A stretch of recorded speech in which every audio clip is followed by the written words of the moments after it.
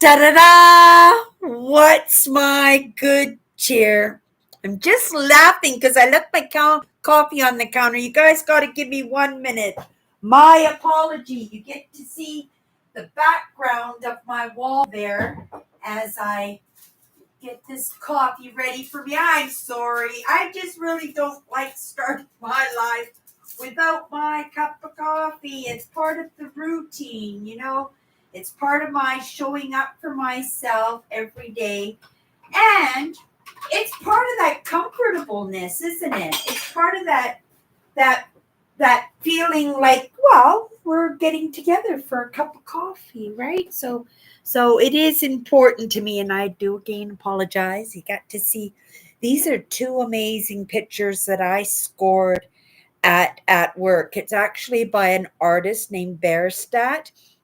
So when you look at them, you might say, "Oh, they're mother nature." And let's see if we can get a better view of those pictures. Aren't they magnificent? They're like 2.5 by 3.5 feet tall. They're very quite huge, and those frames were yellow from nicotine stain, and I scored those for $12.50, being the entrepreneur that I am, worth about $1,500. These two, and it's not just because they're Mother Nature, and I love the Mother Nature, and it was the reason that I purchased the pictures to start with.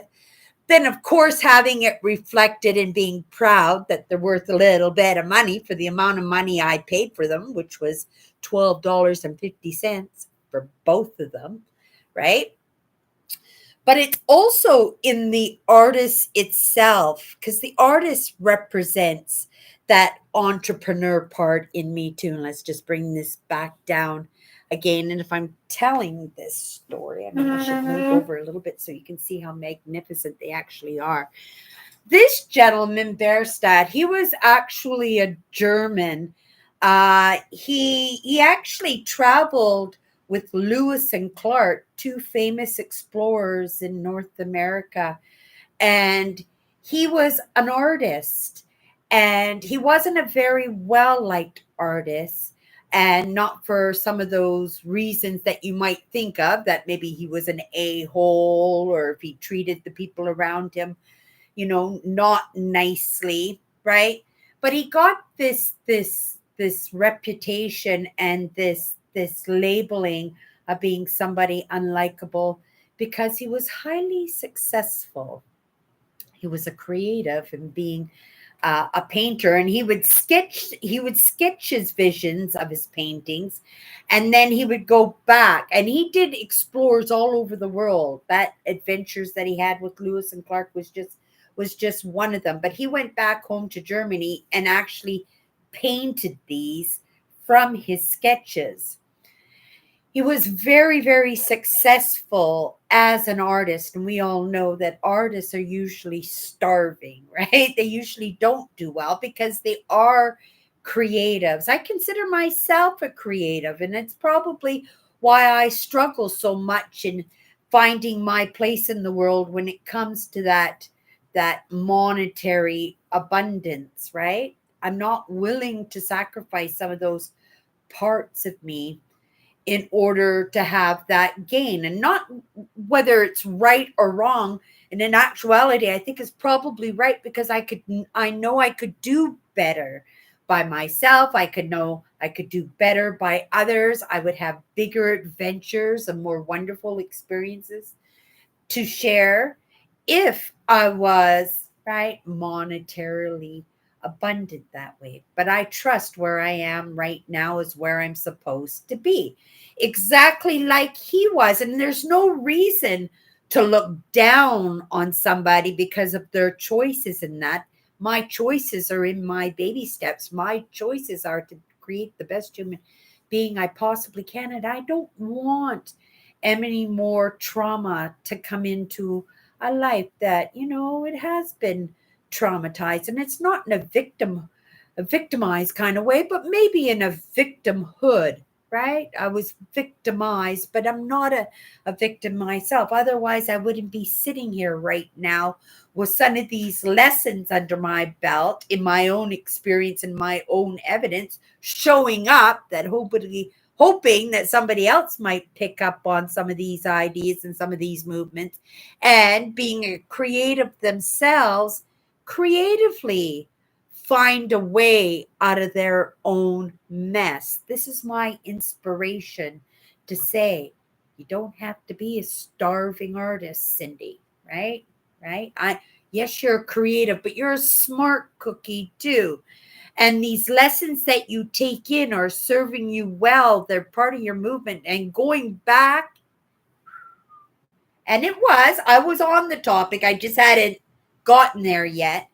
This week is the last day. Today, Friday, is our last day that we are going to be talking at this moment fully on this topic of balance. And for me, these things are part of the balance. This is the evidence that it can be done, because he was a famous artist in his time, and he was highly, highly successful as an entrepreneur in a field that is not known to be, like I said, monetarily abundant, right? Most artists, they don't even become famous until after they're long dead, right? Mm. I'm sorry. I'm really happy I interrupted the beginning of my live just so I could go get my cup of coffee, because it does. It makes a difference. It's part of that making me feel comfortable, making me enjoy what I'm doing, right? Making me laugh at myself and my silly ideas and some of these silly bits of movement and adventures and experiences and mistakes, right? And grateful that I'm actually able to see those mistakes. But I don't think if I was plowing through, or if I was doing this in any other way other than the baby steps, right? Because it takes a long time sometimes for lessons to be impacted. Sometimes it takes a long time for change to come about. I was 57 years old before I woke up to any of these ideas, and I'm treading water now, but I'm treading water. And that's the fun of it, right? To be able to walk into the lessons that I need, and through my own choices choose to take that lesson, or scroll on to the next, right? Scroll on to the next, or right, not even recognize that it was even there, right? It's sad when we have something presented to us and we get to make choices, but what's sadder is when those things are presented us to make choices and we don't make any choices at all. We pretend that we didn't even see it. And sometimes it's not pretending, sometimes we just need to be smacked upside the head, right? But this idea of prerequisites, that we will build up those skills, so not so many of those breadcrumbs, right? That we pick up on more, and still be able to release some of that hypervigilance. And I've released so much of that hypervigilance in my life that I'm actually, right, I'm enjoying the views, I'm enjoying what I'm doing, right? And it's not like I'm not struggling. The past few weeks, you guys, you've been watching me. I've been live every single day. And if it wasn't one thing, it was another. And that's what I was sharing, because again, like everybody else, we don't want to overburden people. And we know that Cindy shows up and she shares, but it can't always be popcorn and cotton candy, can it? Right? You wouldn't realize and you wouldn't recognize my genuineness if it was all happy, happy, happy, because we know that life is not always that way. And something that seems like a struggle to me might be easy breezy to you. And something that's easy breezy to me might be a real struggle for somebody else. But I show up with whatever lessons I've taken in the moment, whatever experiences that I have, those successes and those failures.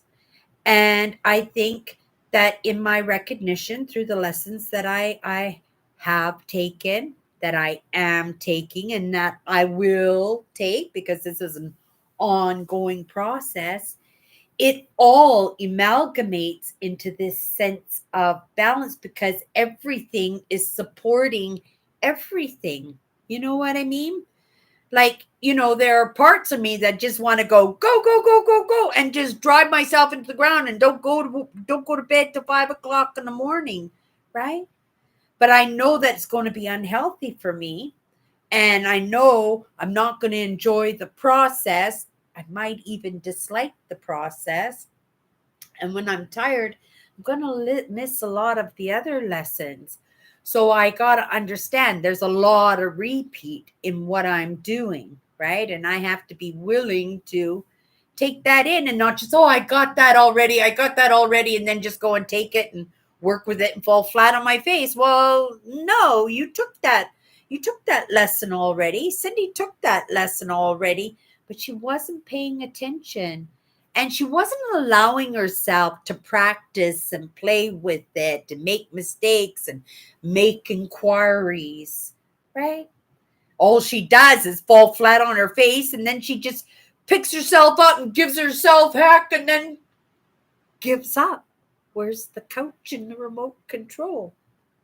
We all know that's not me, right? I adapt and I conquer, and I am, right? I was thinking about my vacation as I'm editing my video, and I'm thinking, oh my goodness, if I had applied myself more, if I had saved more money, been more a little bit stricter with me, with myself, right? Said, no, you can't have that. And actually put money away, right? On that, the trip that I could have created for myself. But doing the editing, right? I have to say, why are you talking to yourself like that, Cindy? Because, oh my goodness, you're reliving it in this moment as you're editing it. And oh my goodness, wouldn't you give anything to be standing there right now? And if you were standing there right now, what would you do? Right? What would you do? Because we all know the time we waste after we've completed something, right? We know where we could have done a little bit better, and those are the lessons, those are the failures, right? And so we get often another opportunity to try, right? And then it's in putting in some of those practices and some of those things we picked up along the way, some of those lessons that we learn to get better in what we're doing. And the balance in that is how it makes us feel. It, right? It takes the fear out of it. Number one, you do it so many times, it's not even scary, right? I shut down and rebooted my computer so many times. I just killed that scary in doing it, right? I wasn't figuring it out. Let's start over again. And that's what I did. But in that process of starting over every single day, right? And I rebooted my computer in the past 3 weeks. It was mostly computer issues that I was having. Well, not even computer issues.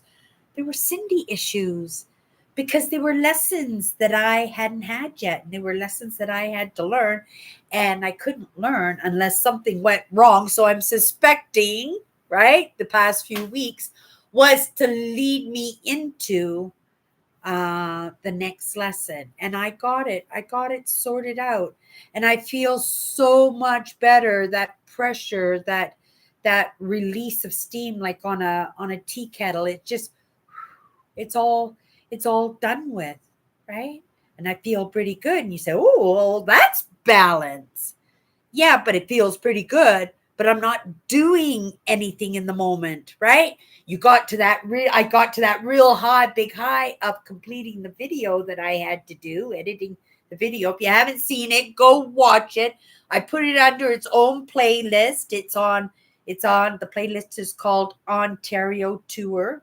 So go ahead and you can catch up. We're just starting. I just got my laptop back up and running, and we're cranking out some of those days, some of those adventures, and some of those experiences that I had on my trip. And yes, that truly is a Jeep that you see me driving in. And no, it's not mine. I work part-time in a little thrift store, but this is a vacation that I create for myself every single year. And I reverse engineer it. Thank you, Gary Vaynerchuk, right, for that lesson, because I've been reverse engineering this trip for 5 or 6 years, while going much further. But before I realized what I was doing and how to properly do it, right? So, I look at what I accomplish in those experiences that I have, right? In those lessons that I have, and it gives me calmness in the system, a balance in the system when I pick up those lessons, when I figure out how to do something, when I make a little bit of movement for myself. And not always are those moments comfortable, right? But I think they're balanced because there's something I need to do, something I need to overcome, something I need to learn, something I need to experience in order to get the next lesson. And then I'll complete that. There'll be another lesson, right? And then all of this stuff that I'm completing is just easy breezy. It's how we win the gold medal at the Olympics. Not like I'm going for the gold medal in the Olympics, right? Not in my category, not in my category anyway. But that idea of balance is just, right? We talked a little bit this week about teetering in those difficult times. Those teeterings are the balance, because if you teeter on the edge of the cliff, ooh, right? And you do a good job and you don't go over, whoo, right? Master balance, master teeter. But if you're teetering on the edge and you fall over the cliff, well, maybe that's the end of the experience, depending on how far you fell. But if you're taking lessons, maybe you had a safety net underneath there, maybe you had a bungee cord attached to your back, so that you have these safeguards so that you can experiment, you can have these adventures, and the lessons that you learn will be the same lessons, but because you had these safety nets in place, you feel comfortable. You're not feeling afraid to take that jump or to teeter a little bit. Balance for me is just in the movement. I mean, right? There's no balance in anything that just sits still. If you got a seesaw here and you got somebody that's 150 pounds sitting on this end and somebody 150 pounds sitting on this end, where is the momentum in that? It's only in the energy that one or both of us puts into it, right?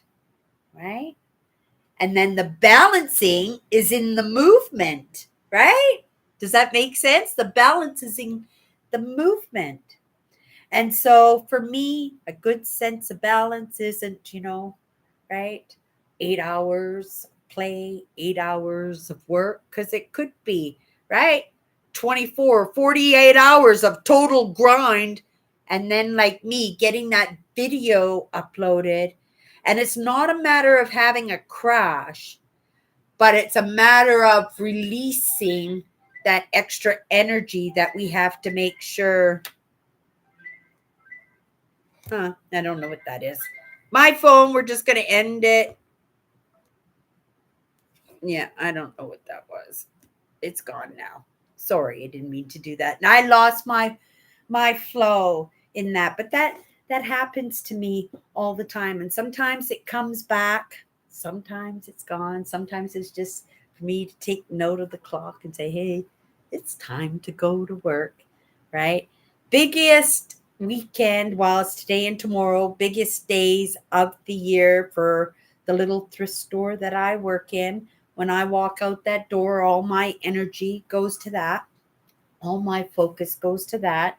And there are reasons in that, and lots of it is in the loyalty and the mentorship and the movement that I have received in being able to have this small job that allows me to do this, right? Right? We are in it now, right? We're in it now. And the whole idea of Cindy, right? Working in emotions, exploring the inside, sharing the outside is just to, right? Maybe inspire somebody to realize that maybe, right?